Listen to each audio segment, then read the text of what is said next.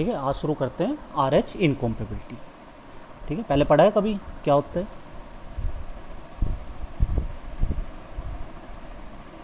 Yes क्या होता है बेसिकली?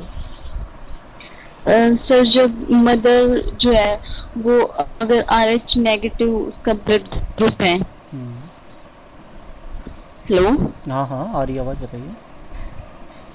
अगर बेबी का अगर पॉजिटिव ब्लड ग्रुप है तो फिर उस टाइम अगर जब बेबी डिलीवर होते हैं तो ब्लड कंटामिनेट होके जो मदर के अंदर एंटीबॉडीज बन जाती है। जब नेक्स्ट टाइम प्रेगनेंसी होती है तो सेकेंड टाइम में जो अगर बेबी पॉजिटिव ब्लड ग्रुप के साथ है तो उस टाइम उसको फीटल एनीमिया हो सकते हैं। तो उस के लिए उसको एंटीजन एंटीबॉडी का इंजेक्शन दिया जाता है विद इन 72 आवर्स। ठीक है, तो इसी पर डिस्कस करेंगे कि बेसिकली आर एच इनकॉम्पेबिलिटी है क्या, कैसे प्रोड्यूस होती है, क्या क्या कोजेज हो सकते हैं। उसके बाद जब वो प्रोड्यूस हो जाती है तो फीमेल्स के अंदर क्या क्या सिम्टम्स आ रहे होते हैं, जो उसके अंदर फीटस डेवलप हुआ है उसके अंदर क्या क्या सिम्टम्स आ रहे होते हैं, बाद में हम उसकी क्या ट्रीटमेंट कर सकते हैं। ठीक है, तो बेसिकली आर एच इनकॉम्पेबिलिटी है क्या? During pregnancy the mother and the foetus have different R H protein factors. ठीक है, कि जो भी हमारी फीमेल है और जो उसके अंदर जो भी फीटस डेवलप हुआ है उन दोनों के अंदर जो भी हमारा आर एच फैक्टर है वो अपोजिट है। जैसे अगर फीमेल में पॉजिटिव है और फीटस में नेगेटिव है, या फिर फीमेल में नेगेटिव है और जो फीटस डेवलप हुआ है उसके अंदर पॉजिटिव है, अगर दोनों के आर एच फैक्टर्स डिफरेंट है, this condition is known as the R H incompatibility. इस कंडीशन को क्या कहा जाता है? R H incompatibility. Like our blood types we inherit our R H factor type from our parents. क्योंकि बेसिकली जनरली जब हम किसी पेशेंट के वो एग्जामिन करते हैं तो हमें आर एच हमारे जो डेवलप होता है वो कहाँ से होता है? जो भी हमारे पेरेंट्स होते हैं। ठीक है, कि अगर मेल पॉजिटिव है और फीमेल भी पॉजिटिव है तो डेफिनेटली जो फीटस डेवलप होगा वो पॉजिटिव ब्लड होगा उसका। ठीक है, लेकिन अगर दोनों में से कोई भी अपोजिट फैक्टर का है, जैसे अगर मेल पॉजिटिव है या फीमेल पॉजिटिव है, तो प्रोबेबिलिटी है कि जो फीटस डेवलप होगा वो या तो पॉजिटिव भी हो सकता है और नेगेटिव भी। Most of the people are R H positive but a small percentage of people are R H negative. अगर हम सारे ब्लड सैंपल जितने भी हमारे पास होते हैं अगर उसके एग्जामिनेशन करें तो लगभग 80 to 85% जो हमारे पास ब्लड सैंपल्स होते हैं वो पॉजिटिव फैक्टर्स के होते हैं और 15 to 20% ऐसे होते हैं जो आर एच नेगेटिव होते हैं। ठीक है, the R H factor does not directly affect the health. और कभी भी जब ऐसी आर एच इनकॉम्पेबिलिटी होती है, जैसे अभी बताया कि कभी भी जब आर एच इनकॉम्पेबिलिटी प्रोड्यूस हुई तो ऐसा नहीं है कि वो प्रोड्यूस हुई और फर्स्ट प्रेगनेंसी में उसके अंदर कॉम्प्लिकेशंस प्रोड्यूस हो गई। ठीक है, तो डायरेक्टली उस हेल्थ पे इफेक्ट नहीं डाल होता है। जब भी फीमेल पहली बार प्रेग्नेंट होती है अगर वो आर एच इनकॉम्पेबिलिटी में भी है तो जो उसकी प्रेगनेंसी है वो नॉर्मली कंप्लीट हो जाती है। लेकिन जब भी उसके बाद अगर जब वो सेकंड प्रेगनेंसी में जाती है उसके अंदर उसके कॉम्प्लिकेशन होने के चांसेस बढ़ जाते हैं। ठीक, the R H factor become important during the pregnancy. और आर एच फैक्टर की सबसे ज़्यादा प्रॉब्लम कहाँ प्रोड्यूस होती है? जब भी वो लेडी सेकंड टाइम में या थर्ड टाइम में जब भी वो प्रेग्नेंट होती है। तो आर एच फैक्टर है क्या? कि ब्लड पहले पढ़ा ही होगा कि ब्लड के जो टाइप्स होते हैं उसके अंदर दो तरह के प्रोटीन्स होते हैं, या तो पॉजिटिव प्रोटीन्स या नेगेटिव प्रोटीन। जिनके अंदर पॉजिटिव प्रोटीन्स प्रेजेंट होते हैं that is known as the R H positive, और जिनके अंदर नेगेटिव प्रोटीन्स प्रेजेंट होते हैं that is known as the R H negative. तो हमारे जितने भी चार तरह के जो हमारे ब्लड कॉम्पोजिशन होते हैं A B O and O positive, तो ये पॉजिटिव भी हो सकते हैं ये चारों तरह के और नेगेटिव भी हो सकते हैं। जैसे A positive A negative, B positive B negative, A B positive A B negative and O positive and O negative. तो बेसिकली जो R H incompatibility R H disease की हम बात कर रहे हैं वो होती क्या है? द रिसेस डिजीज या R H disease is a condition where antibodies in the pregnant women's blood destroy her baby's blood cells that is also known as the haemolytic disease of the foetus and newborn. क्योंकि हमारी body का एक auto immune system होता है। ठीक है, उसके अंदर जब भी कोई दूसरी सेल्स, चाहे वो खुद की है चाहे वो कहीं बाहर से है, जब भी उसके अंदर कोई दूसरी सेल्स इन्वॉल्व होती हैं तो वो हमेशा उसको as a foreign material detect करता है और हमारा जो इम्यून सिस्टम है उसको डिस्ट्रॉय करने के लिए उसके अंदर हमेशा एंटीबॉडीज़ प्रोड्यूस करता है।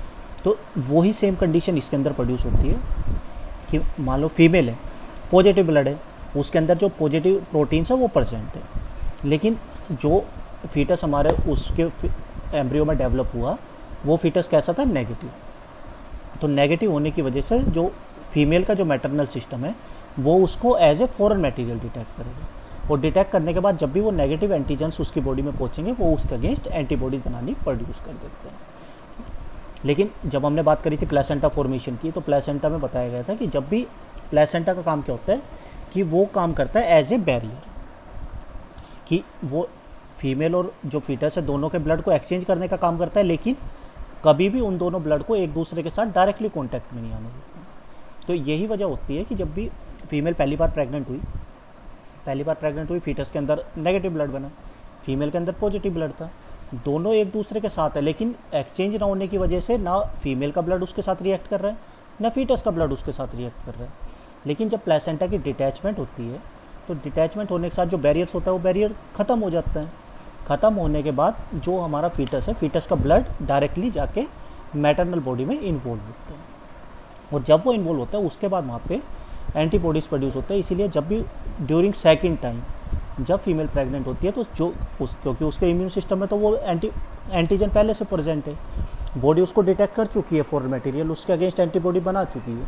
तो जब भी उसके अंदर दोबारा इम्प्लांटेशन होगी और सेम कंडीशन में होगी तो उस कंडीशन में वो उसको as a foreign material detect करेगा और उसके अगेंस्ट एंटीबॉडी बना के जो भी फीटस का ब्लड है उसको डिस्ट्रॉय करना शुरू कर देते हैं। That is known as the RH disease. If the mother is RH negative and her baby is RH positive, अगर कोई भी हमारी फीमेल है अगर वो RH नेगेटिव है और अगर उसकी जो फीटस उसके अंदर जो एम्ब्रियो डेवलप हो रहा है अगर वो RH पॉजिटिव होता है during pregnancy, the sum of the foetus RH positive red blood cells may get into the mother blood stream.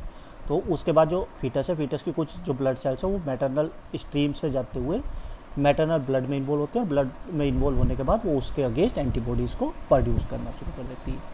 ठीक है, इसमें जो एक सबसे कॉमन टर्म हम यूज़ करते हैं that is known as the sanitization. ठीक है, तो सेंसिटाइजेशन क्या है? The process in which mother's body will try to fight them off the producing antibodies against them, कि जो भी उसके RH नेगेटिव या जो भी उसका अपोजिट RH था, जब वो फीमेल की बॉडी के अंदर पहुंचता है तो बॉडी उसको डिटेक्ट करेगी, और डिटेक्ट करने के बाद जब उसके अगेंस्ट जो एंटीबॉडीज बनानी प्रोड्यूस करती हैं that is known as the sensitization. ठीक है, तो जैसे भी बताया था जो इसकी पूरी प्रोसेस थी वो क्या थी? Usually the placenta acts as a barrier to foetal blood entering maternal circulation, की जब भी हम बात करते हैं कि वो बैरियर का काम करता है।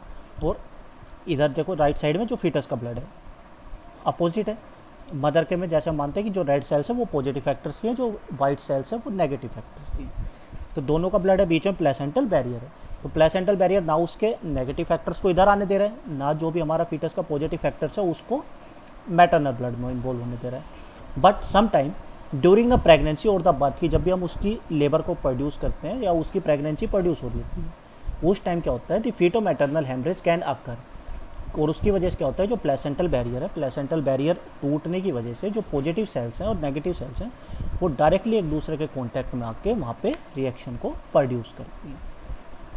ठीक है, जैसे ये कि पहली में बैरियर लगा हुआ था, पॉजिटिव ब्लड अलग था, नेगेटिव ब्लड अलग था, दोनों के अंदर फीटल सर्कुलेशन हो रहा है, लेकिन बैरियर क्या कर रहा है कि जो भी उसके स्पेसिफाई एंटीजन है उसको वहीं पर रोक के रखा है, और उसके अलावा जो भी ब्लड में नेसेसरी जो भी एलिमेंट्स है उनको वहाँ से एब्जॉर्व करके वो फीटस को प्रोवाइड कर रहे हैं। लेकिन जब भी प्लेसेंटा जो हमारा बैरियर है, प्लेसेंटा बैरियर जब ब्रेक होता है तो ब्रेक होने की वजह से क्या हुआ? ये देखो जो फीटस की पॉजिटिव सेल्स थे, ठीक है, फीमेल की जो रेड या पॉजिटिव सेल्स है वो पॉजिटिव सेल्स मूव करने शुरू हुए किसकी तरफ? जो भी डायरेक्टली मैटरनल ब्लड से। मैटरनल ब्लड में पहले से नेगेटिव फैक्टर्स हैं, उसके अपोजिट है, तो वो क्या करेगा? डायरेक्टली उनको जब भी वो उसके कांटेक्ट में आएंगे, कांटेक्ट में आने की वजह से वहाँ पे रिएक्शन को प्रोड्यूस करके उसके अगेंस्ट एंटीबॉडी को बनाना प्रोड्यूस करते हैं। Events for the rhesus disease, कि जब भी ये रिसेस डिजीज जो अभी हमने बताई कि जब भी प्लेसेंटा बैरियर टूटता है और टूटने के बाद जब दोनों अपोजिट जो फैक्टर्स के ब्लड है जब वो एक दूसरे के डायरेक्टली कॉन्टैक्ट में आते हैं, तो डायरेक्टली कॉन्टैक्ट में आने की वजह से वहाँ पे क्या क्या डिजीज़ प्रोड्यूस हो सकती हैं? सबसे पहले मिसकैरेज, क्योंकि उसको वो एज ए एंटीबॉडी बनाएगा उसके अगेंस्ट, उसको एंटीजन डिटेक्ट करेगा। डिटेक्ट करने की वजह से वो उसको जो भी हमारी बॉडी का इम्यून सिस्टम क्या करता है कि हमारी बॉडी में जो भी डिफॉर्मिटी या जो भी पैथोजन बाहर से आए जिनको वो एज ए एंटीजन डायग्नोस करते हैं, तो वो उसको वहाँ से बाहर निकालने के लिए ऑटो इम्यून सिस्टम ऑटोमेटिकली अपना काम करना शुरू कर देते हैं। और उसकी वजह से जब भी अपोजिट RH ब्लड का वहाँ पे फॉर्मेशन होगी, तो फॉर्मेशन होने की वजह से सबसे पहले वो उसको वहाँ से एक्सपेल आउट करने के लिए वहाँ पे मिसकैरेज को प्रोड्यूस करता है। ठीक है। सेकंड, टर्मिनेशन ऑफ प्रेगनेंसी वही है कि जैसे उसकी प्रेगनेंसी डेवलप होगी और उसके अंदर जैसे ब्लड एलिमेंट्स की फॉर्म होना शुरू होगी, वो उसको एंटीजन डिटेक्ट करके उसके अगेंस्ट एंटीबॉडी बना के उसको वहाँ से जो उसकी नेचुरल सेल्स हैं उसको वहाँ पे मारना शुरू कर देगा और टर्मिनेशन ऑफ प्रेगनेंसी को कॉज कर देगा। नेक्स्ट, एंटीपार्टम हेमरेज, क्योंकि आरबीसी की लाइसिस शुरू हो गई है, आरबीसी सेल्स को वो एंटीबॉडीज है वो मारना शुरू कर देंगे, जिसकी वजह से आगे जाके वो एंटीपार्टम हेमरेज को कॉज कर देता है।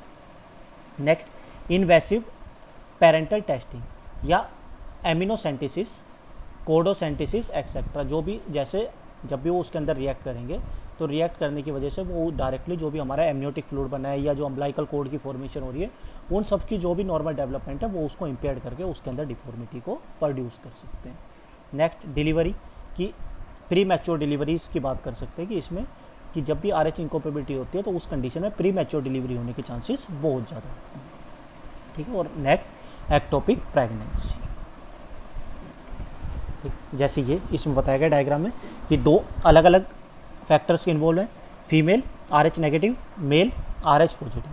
ठीक है। दोनों ने सेक्सुअली एक्टिवेट किया कंसीव करने के लिए। ठीक है। कि चाइल्ड बर्थ के लिए उन्होंने सेक्सुअल एक्टिविटी में पार्टिसिपेट किया। पार्टिसिपेट करने की वजह से क्या हुआ कि जो हमारा फीटस फॉर्म हुआ, फीटस फीमेल के RH नेगेटिव से ना प्रोड्यूस होकर जो मेल का पॉजिटिव फैक्टर था उससे प्रोड्यूस हुआ। ठीक है। फीमेल RH नेगेटिव है, उसके अंदर जो फीटस प्रोड्यूस हुआ वो जैसा के डायग्राम में वो कैसा है, RH positive.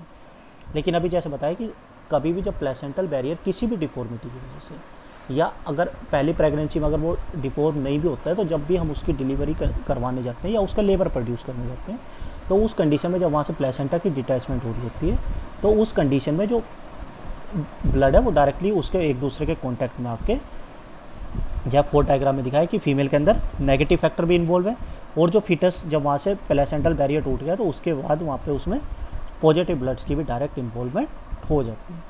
In the next pregnancy के जो लास्ट डायग्राम में दिखाया गया कि कभी भी जब उसमें अगली प्रेगनेंसी होगी तो अगर वो दोबारा RH नेगेटिव फॉर्म होती है तो नॉर्मली वो प्रोसीड कर सकती है, लेकिन अगर वो दोबारा RH पॉजिटिव अगर होता है तो उस कंडीशन में वो उसके अगेंस्ट एंटीबॉडी बना के उसको वहाँ से एक्सपेल आउट कर दे।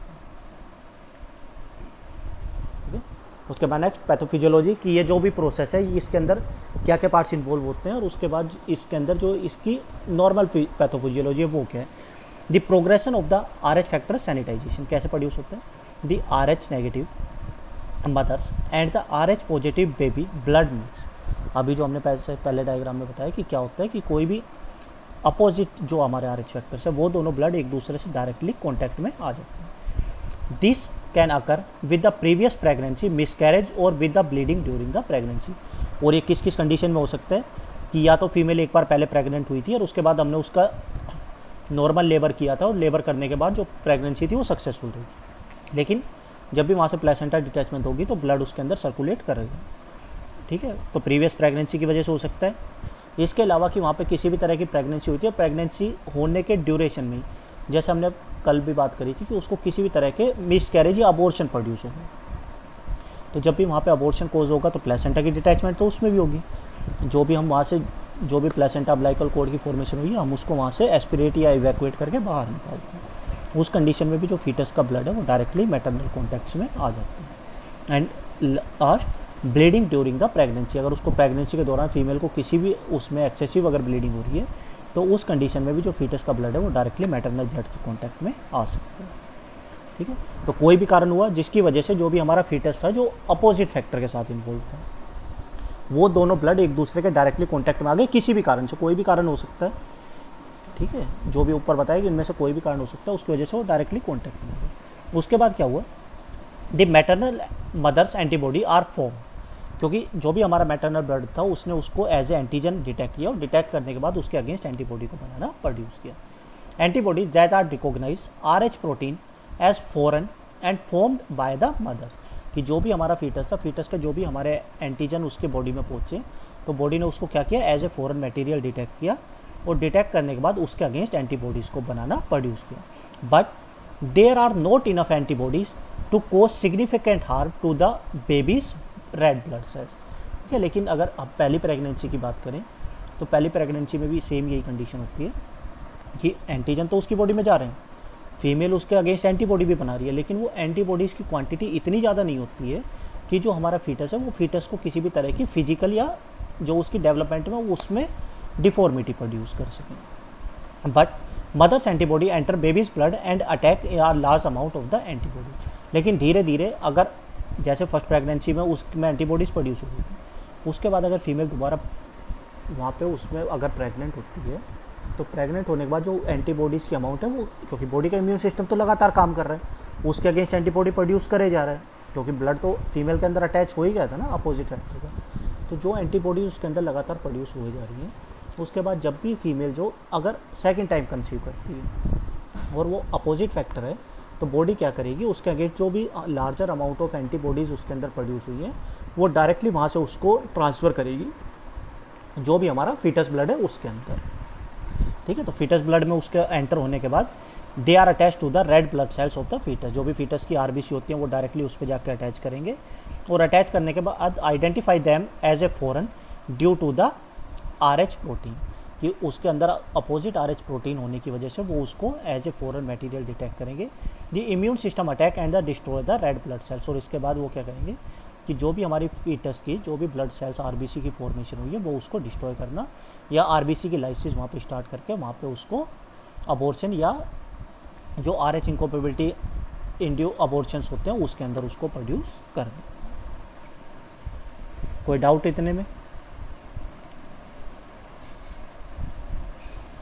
चलो ठीक है, नेक्स्ट ये वही पैथोफिजियोलॉजी है जो अभी हमने बताई थी, उसी को डायग्रामेटिकली बताया कि RH नेगेटिव ब्लड वोमेन है, अगर उसके अंदर जो मैन का RH पॉजिटिव ब्लड है, जब वो दोनों मिलते हैं फीटस की फॉर्मेशन हुई, फीटस अगर RH नेगेटिव फॉर्म हुआ है, जो फीमेल का अगर ब्लड है अगर सेम वैसे ही फीटस फॉर्म हुआ है, तो वो नॉर्मली अपनी प्रेगनेंसी को कंटिन्यू करेगा और उसमें किसी भी तरह की डिफॉर्मिटी नहीं आएगी। ठीक है, लेकिन अगर फीमेल नेगेटिव थी और मेल पॉजिटिव था, अगर उसके अंदर जो फीटस डेवलप हुआ वो RH पॉजिटिव होता है अगर मेल वाला, तो उसके बाद जो भी हमने पहले पैथोफिजियोलॉजी पढ़ी है वो सारी की सारी उसके अंदर प्रोड्यूस होगी।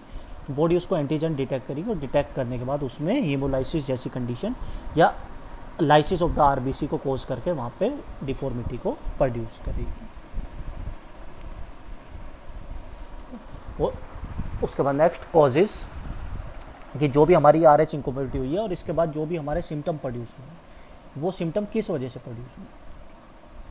ए difference in blood types between a pregnant women and her baby cause the RH incompatibility. अभी हमने पढ़ा कि जो भी उसके अपोजिट एंटीजन्स होते हैं उसकी वजह से RH इनकॉम्पेबिलिटी कॉज होती है। The condition occur if the women of the RH negative and the her baby is RH positive, कि अगर वो दोनों अपोजिट RH फैक्टर के तो उसकी वजह से ये कॉम्प्लिकेशन प्रोड्यूस हो सकती है। ठीक है, लेकिन बेसिकली जो इसके सबसे ज़्यादा रिस्क फैक्टर क्या है कि किस तरह के पेशेंट भी होने के चांसेस सबसे ज़्यादा होते हैं। एन अर्लियर प्रेगनेंसी, कि अगर कोई फीमेल अर्ली प्रेग्नेंट है तो उस कंडीशन में होने के चांसेस हो सकते हैं। एन एक्टोपिक प्रेगनेंसी, कि अगर किसी को एक्टोपिक प्रेगनेंसी कोज हो गई है या किसी फीमेल की हिस्ट्री है प्रीवियस मिसकैरेज वगैरह की, अगर किसी फीमेल को एक्टोपिक प्रेगनेंसी नॉर्मली कंडक्ट होती है, मिसकैरेज है, उसका इंड्यूस अबॉर्शन पहले हो चुका है, तो उस कंडीशन में RH इनकॉम्पेबिलिटी होने के चांसेस बढ़ जाते हैं। ठीक है, इसके अलावा ए मिसमैच ब्लड ट्रांसफ्यूजन और the blood and marrow stem cells transmission, कि अगर फीमेल को पहले किसी भी तरह की ऐसी कोई ब्लड रिलेटेड डिजीज़ हुई थी, जैसे हम उसको बात कर सकते हैं कि सीवियर एनीमिया हुआ था, सीवियर जॉन्डिस हुए थे, या उसको थ्रोम्बोब्लास्ट जैसी फॉर्मेशन डिजीज़ थी, कि हमें उसको ब्लड ट्रांसफ्यूजन या किसी भी तरह की जो ब्लड स्टेम सेल्स होती हैं उसकी ट्रांसफ्यूजन की जरूरत पड़ी थी। लेकिन जब उन्होंने वो ब्लड ट्रांसफ्यूज किया तो वो ब्लड ट्रांसफ्यूजन क्रॉस मैच की वजह से उसकी बॉडी में उसने उसके अगेंस्ट एंटीबॉडीज़ को प्रोड्यूस कर दिया। इसके अलावा नेक्स्ट एन इंजेक्शन और पंचर विद ए नीडल और other object contain RH positive blood. इसके अलावा जैसे बात करते हैं कि कोई भी कंटेमिनेटेड ब्लड सैंपल्स लेते हैं, अगर वो किसी भी वजह से कंटेमिनेटेड है या क्रॉस मैच के जो ब्लड सैंपल्स हैं अगर वो एक दूसरे से मिक्स हो जाए, बॉडी की नॉर्मल टेंडेंसी होती है कि अगर उसको स्मॉल अमाउंट में भी अगर अपने से रिलेटेड इम्यून सिस्टम को छोड़ के अगर कोई भी सेल अगर सिंगल अमाउंट में भी मिलेगी तो बॉडी हमेशा उसको डिटेक्ट करके उसके अगेंस्ट अपना इम्यून सिस्टम को प्रोड्यूस करने के लिए एंटीबॉडीज़ को प्रोड्यूस करती है। तो वही नॉर्मल बॉडी की फिजियोलॉजी है, वही फिजियोलॉजी इसके अंदर कंडक्ट हो रही होती है, लेकिन अलग अलग कारण हो सकते हैं कि किसी भी वजह से अगर वहाँ पे उसका ब्लड मैच करा और अगर वो क्रॉस मैच में गया तो उसकी वजह से वो वहाँ पे RH इनकॉम्पेबिलिटी को कॉज कर सकते हैं। Next symptoms R H incompatibility में क्या क्या सिम्टम्स आते हैं। The R H incompatibility can cause symptom ranging from very mild to the deadly, कि बहुत सारे केसेस में जो सिम्टम्स होते हैं वो माइल्ड होते हैं, लेकिन जैसे जैसे प्रेगनेंसी आगे डेवलप करेगी, ठीक है, जैसे जैसे जो उसका ब्लड है वो डायरेक्टली बार बार मैटरनल कॉन्टैक्ट में आएगा, जो मैटरनल की जो एंटीबॉडीज़ है जब वो धीरे धीरे स्मॉल अमाउंट से स्टार्ट होते हुए लार्ज अमाउंट में फीटस में पहुंचेंगी, तो उसके सिम्टम्स माइल्ड से लेकर डेडली तक प्रोड्यूस हो सकते हैं। ठीक है, माइल्ड फॉर्म क्या क्या हो सकती है आर एच इनकॉम्पेबिलिटी की? हीमोलाइसिस एंड द जॉन्डिस, कि सबसे कॉमन सिम्टम्स क्या प्रोड्यूस होते हैं कि एक तो जो हमारा फीटस डेवलप हो रहा है उसके अंदर आरबीसी की ऑटोमेटिकली लाइसिस शुरू हो जाएगी, हीमोलाइसिस कंडीशन स्टार्ट हो जाएगी, और हीमोलाइसिस एक्सेसिव हीमोलाइसिस होने की वजह से जो फीटस है वो जॉन्डिस कंडीशन में चला जाएगा। ठीक, तो हीमोलाइसिस प्रोड्यूस होगी with the release of the free haemoglobin into the infant circulation, and the jaundice the haemoglobin is converted into bilirubin which cause an infant become yellow, कि या तो उसकी एक्सेसिव आरबीसी लाइसिस होने की वजह से जो उसका कलर है वो बहुत ज़्यादा रेड हो जाएगा, या फिर अगर उसका हीमोग्लोबिन एक्सेसिव बिलीरुबिन में कन्वर्ट हो रहा है तो उसकी वजह से वो जो हमारा फीटस डेवलप हुआ है वो उसको येलो कलर की फॉर्मेशन करके वहाँ पे जॉन्डिस को प्रोड्यूस कर देते हैं। ठीक है, तो माइल्ड में ये दो हैं। सीवियर इनकॉम्पेबिलिटी में क्या होता है कि ये तो स्टार्टिंग फेज है कि जस्ट हमारा जो फीटस है वो डेवलप होना शुरू हुआ, और जो कॉम्प्लिकेशन थी वो फीमेल की बॉडी में जो एंटीबॉडीज थी वो इतनी ज़्यादा नहीं थी कि उसके अंदर सीवियर कॉम्प्लिकेशन को प्रोड्यूस कर सके। ठीक है, एंटीबॉडी थी, उन्होंने उसके अंदर रिएक्ट भी किया लेकिन स्मॉल अमाउंट में, तो उसके अंदर सिर्फ हीमोलाइसिस एंड द जॉन्डिस जैसी कंडीशंस प्रोड्यूस होती हैं। लेकिन अगर जो हमारी फीमेल थी, जैसे बात करते हैं कि पहले प्रेगनेंसी हो चुकी थी, उसके बाद उसका मिसकैरेज हुआ, बॉडी के अंदर ब्लड था, बॉडी उसके अगेंस्ट एंटीबॉडी प्रोड्यूस कर रही थी, उसके 6 महीने बाद, 1 साल बाद, एक लंबे ड्यूरेशन के बाद जो फीमेल थी वो दोबारा प्रेग्नेंट हुई, तो फीमेल की बॉडी में तो एंटीबॉडीज उस टाइम तक बहुत ज़्यादा बन चुके थे। उसके बाद जब वो अगर दोबारा फीमेल प्रेग्नेंट होती है तो उसकी वजह से उसके अंदर कॉम्प्लिकेशन होने के चांसेस और ज़्यादा सीवियर हो जाते हैं। तो सीवियर फॉर्म में क्या होगा, दी हाइड्रोप्स फिटेलिस, कि बेसिकली जो फीटस है वो फीटस कैसा फॉर्म हो जाएगा, हाइड्रोप्स फिटेलिस। हाइड्रोप्स फिटेलिस क्या होता है कि massive foetal red blood cells destruction, की उसके अंदर जो आरबीसी है, क्योंकि एंटीबॉडीज बहुत ज़्यादा हैं, वो जितनी ज़्यादा एंटीबॉडीज जितनी ज़्यादा आरबीसी के कांटेक्ट में आएगी वो उतनी ज़्यादा आरबीसी की वो डीजनरेट करना शुरू करेंगी, और एक्सेसिव आरबीसी की डीजनरेट होने की वजह से जो हमारा फीटस फॉर्म हो रहा है वो फीटस एक्सेसिव रेड कलर का फॉर्म होता है, that is known as the hydrops fetalis. It cause severe anaemia, क्योंकि उसकी जो आरबीसी है, आरबीसी मैक्सिमम आरबीसी डीजनरेट हो चुकी हैं, एंटीबॉडीज उसके अगेंस्ट काम कर रही है और आरबीसी को लगातार डीजनरेट करी जा रही है। तो एक्सेसिव आरबीसी डीजनरेट होने की वजह से वो क्या कोज करेंगे, severe anaemia. It produce the foetal heart failure, और इसकी वजह से क्या होगा कि जो वो डायरेक्टली किस पे जाके एक्ट करेंगे, फीटल हार्ट पे, और जो भी उसका जो नॉर्मल हार्ट का फंक्शन है वो उसको डिफॉर्म करके हार्ट फेलियर को कोज करते हैं। And it cause the death of the infant shortly after the delivery, और इस कंडीशन में क्या होगा कि या तो जब फीटस हमारा डेवलप हो रहा है, या तो अगर वहाँ पे एंटीबॉडीज इतनी ज़्यादा हैं कि वो उसके अंदर ही अगर आरबीसी को बहुत ज़्यादा डीजनरेट करती है तो उसी कंडीशन में अबॉर्शन और मिसकैरेज को प्रोड्यूस कर देते हैं।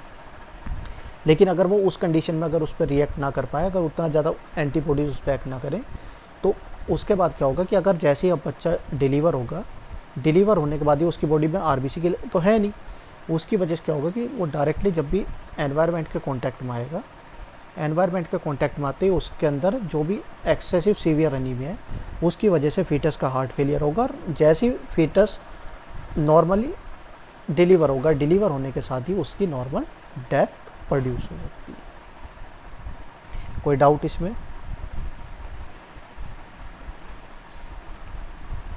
यहाँ तक के लिए कोई डाउट?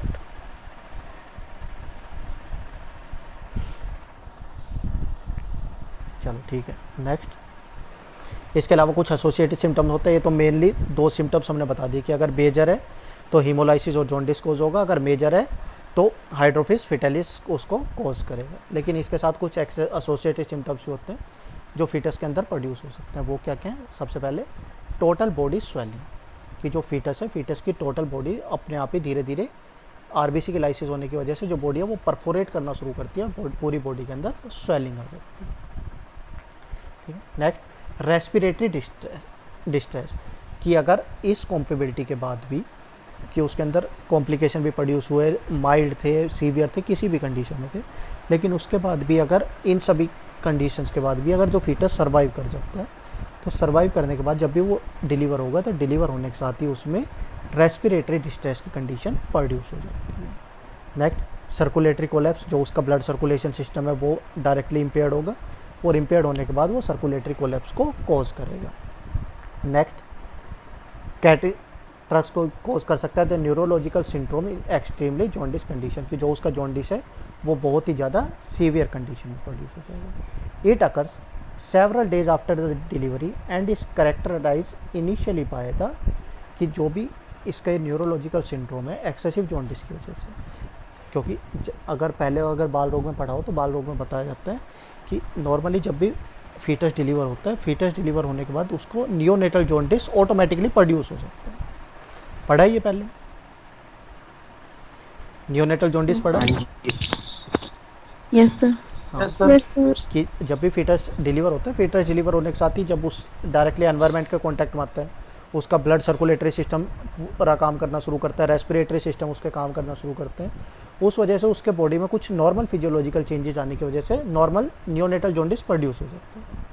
लेकिन अगर वो नियोनेटल जॉन्डिस 3 से 5 दिन में जैसे नॉर्मली सबसाइड करना चाहिए, अगर हम नियोनेटल जॉन्डिस की बात करें, अगर वो नियोनेटल जॉन्डिस 3 से 5 दिन में सबसाइड नहीं करता है और उसके अंदर किसी भी तरह की आरएच इनकॉम्पेबिलिटी है, इनकॉम्पेबिलिटी होने की वजह से क्या होगा कि जो उसकी आरबीसी है वो तो लाइसिस में चली गई है, आरबीसी उसके अंदर डिजेनरेट हो चुकी है, उसकी वजह से जो उसका जॉन्डिस है, जॉन्डिस प्रोलॉन्ग करेगा, ठीक है, वो ऑटोमेटिकली सबसाइड ना करके उसका जॉन्डिस आगे फर्दर अगली कंडीशंस में वो मूव करेगा। और इसको हम डायग्नोस कैसे कर सकते हैं? लॉस ऑफ द मोरो रिफ्लेक्सेस, बच्चे के जो बाय बर्थ जो उसके रिफ्लेक्सेस होते हैं वो धीरे धीरे उसके रिफ्लेक्सेस कम होने लगेंगे। नेक्स्ट पुअर फीडिंग, रिफ्लेक्सेस कम होंगे, रिफ्लेक्सेस कम होने की वजह से जो उसकी नॉर्मल फीडिंग या सक्शन के जो उसकी रिफ्लेक्सेस होते हैं वो सबसाइड करने की वजह से वो पुअर फीडिंग में जाएगा।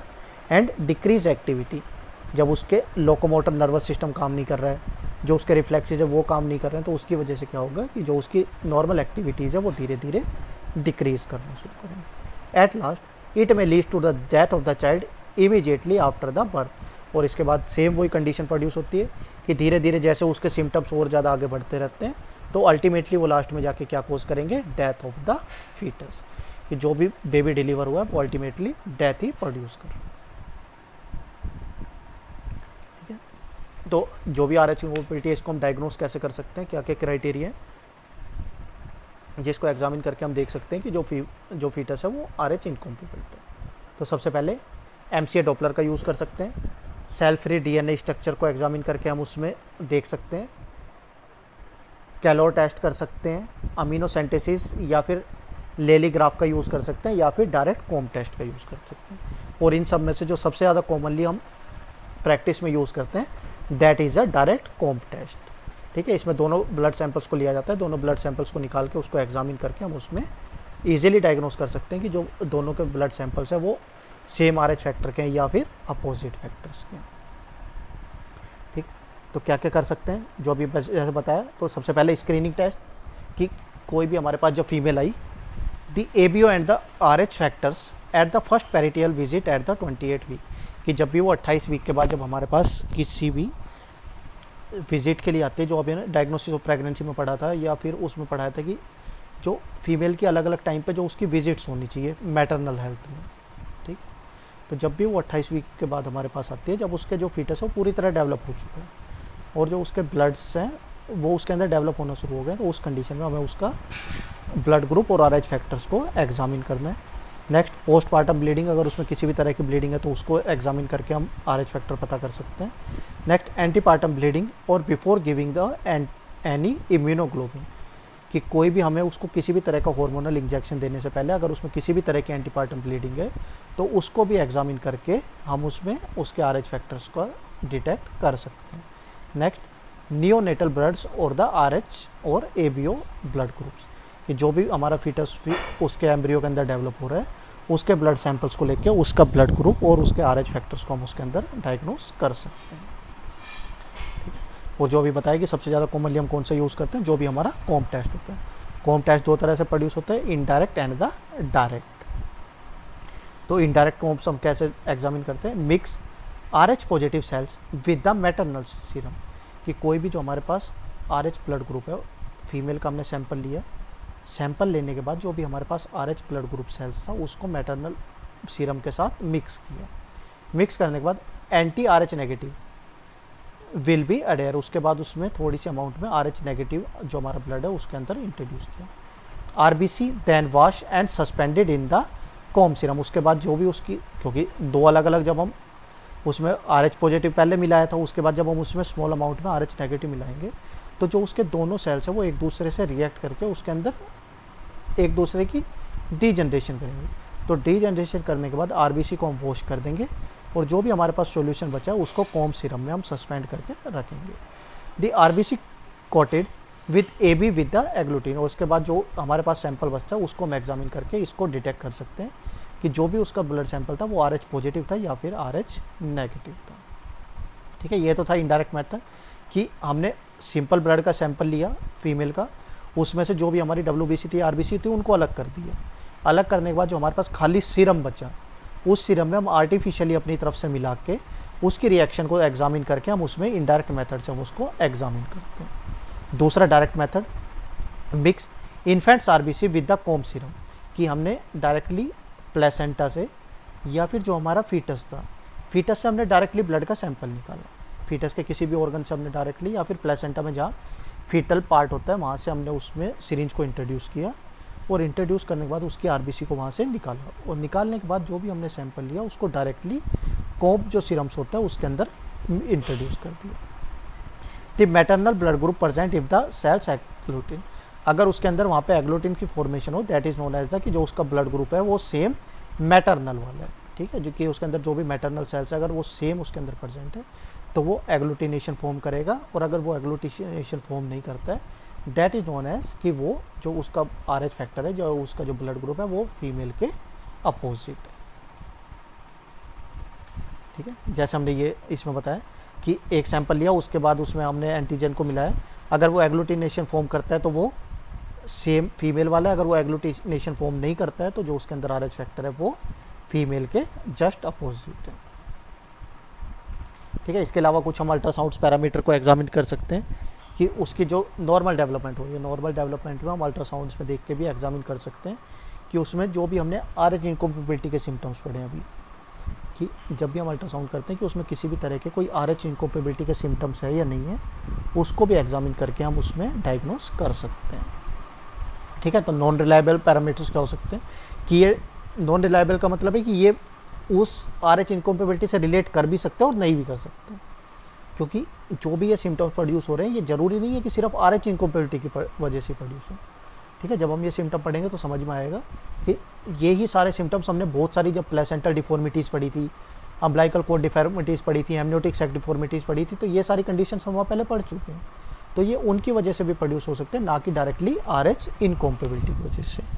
तो क्या क्या हो सकता है, सबसे पहले प्लेसेंटल थिकनेस, कि प्लेसेंटा है वो बहुत ज़्यादा थिक हो जाएगा। अम्बलाइकल वेन डायमीटर्स, कि जो भी अम्बलाइकल वेन्स के जो डायमीटर्स है वो या तो कम हो सकते हैं या फिर ज़्यादा हो सकते हैं। इसके बाद हिपैटिक साइज, जो उसका लीवर का साइज़ है वो डिफॉर्म मिलेगा। स्प्लीनिक साइज, जो उसके स्प्लीन का साइज़ है फीटस का वो डिफॉर्म मिलेगा।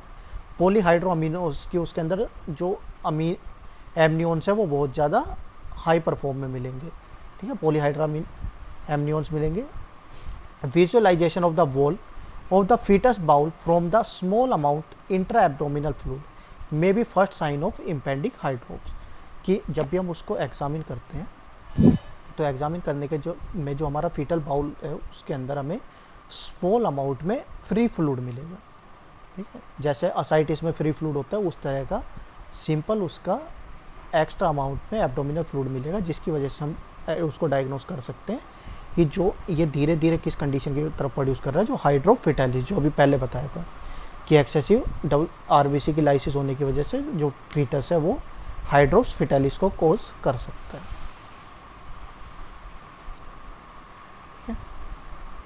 उसके बाद कॉम्प्लिकेशंस, कि अगर जो भी हम उसका ये बताया कि RH इनकॉम्पेटिबिलिटी, अगर हम इसका ट्रीटमेंट ना करें तो ट्रीटमेंट ना करने की वजह से क्या क्या कॉम्प्लिकेशन प्रोड्यूस हो सकते हैं।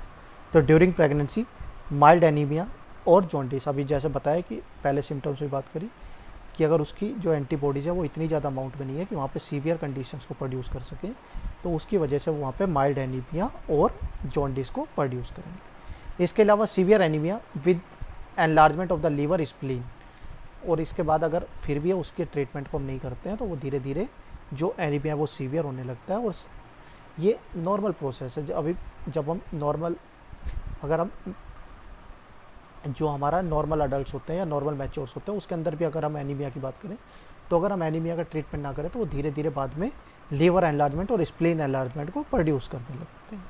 इसके अलावा हाइड्रोफिटेलिस को कोज करेगा। और आफ्टर बर्थ अगर ये सारी कंडीशन ड्यूरिंग प्रेगनेंसी, और अगर इन सभी कंडीशंस के बाद भी अगर फीटस का बर्थ हो जाता है तो सीवियर हाइपर बिलीरुबिनिया और द जॉन्डिस के उसके अंदर एक्सेसिव बिलीरुबिन प्रोड्यूस होने की वजह से हाइपर बिलीरुबिनिया प्रोड्यूस होगा एंड सीवियर जॉन्डिस उसके अंदर बना रहेगा। तो ट्रीटमेंट बेसिकली हमें इसमें क्या करते हैं, एंटी डी इम्यूनोग्लोबिन की जो भी उसका अपोजिट फैक्टर है उस अपोजिट फैक्टर के लिए हमें उसमें एंटी इम्यूनोग्लोबिन को उसके अंदर प्रोड्यूस करना है। नेक्स्ट ब्लड ट्रांसफ्यूजन और द फोटोथेरेपी, और उसके लिए जो भी हमारा मैटरनल ब्लड है उसके अकॉर्डिंग हम उसमें फीटस में ब्लड ट्रांसफ्यूजन करेंगे। और नेक्स्ट उसके जो जॉन्डिस वगैरह उसके अंदर प्रोड्यूस हुआ है उसको सबसाइड करने के लिए हम फोटोथेरेपी ट्रीटमेंट का यूज़ कर सकते हैं।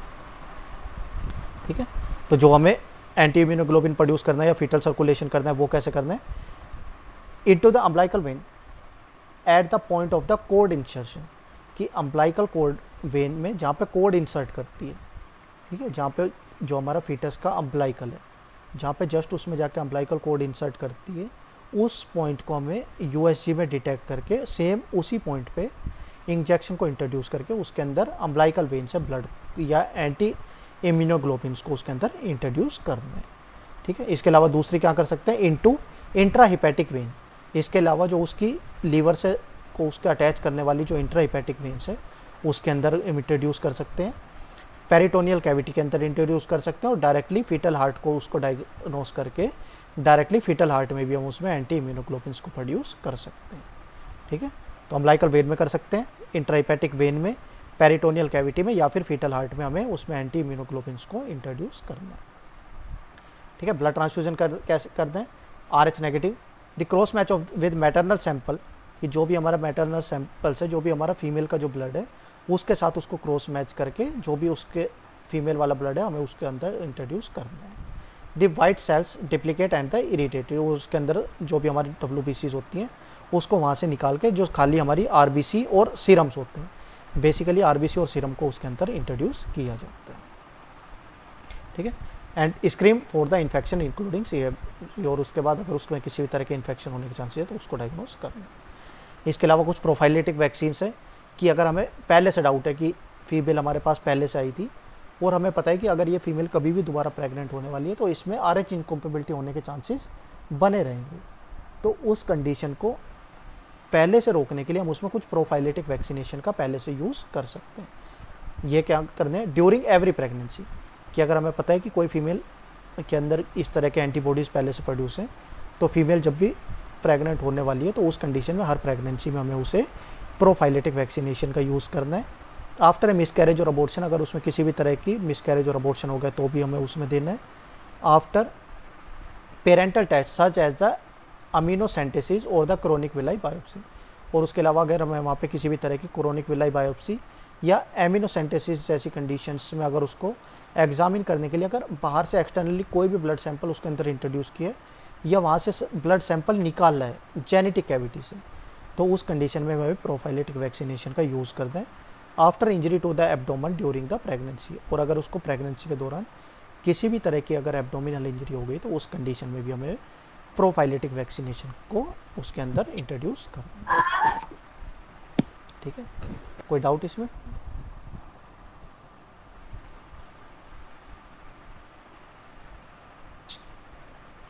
कोई डाउट?